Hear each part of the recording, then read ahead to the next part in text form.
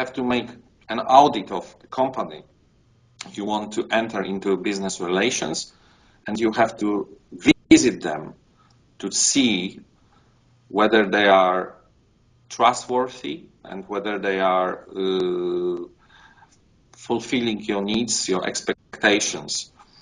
So you need to combine all resources and all ways of getting in touch with a potential supplier for your company or potential customer. For example, if we are looking for a factory of good fabrics, we may first start talking to producer of yarn.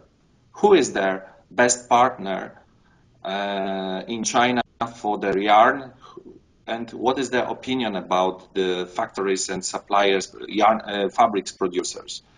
So some information we get from Chinese customers or friends or suppliers, and recommendation in China really works.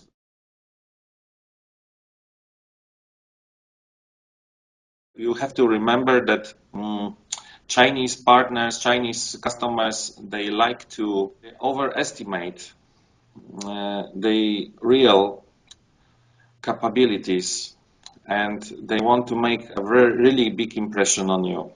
So you need to divide what they are saying about themselves and think smart whether what you hear is true or not.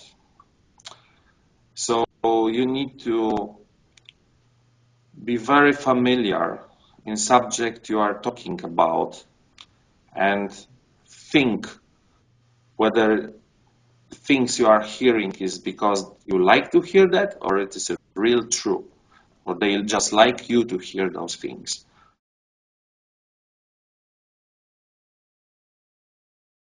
In general, people who travel to China and to people who have chance to see the prices on Chinese market, they have a similar feeling that everything in China is really expensive. I mean, imported products at this moment. And the reason why imported products are so expensive is that there are many agents and distributors between, so all of them want to earn money. And there are many taxes, local taxes, duty, etc. And that all combined together makes the price very high. There are also big costs of renting commercial space in department stores is really a big problem, because the market in China is so competitive, and so many people, so many companies, they want to open a shop or some spaces in department stores, and it is really expensive. So they put those costs, of course, into the price.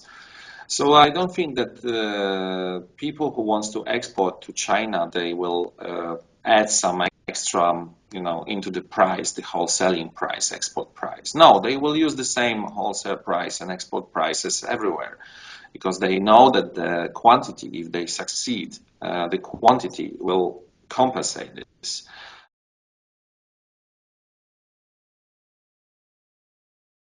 I will give you only one answer for this question. I think the only thing I would do different way is I would invest in China much earlier, because longer you wait,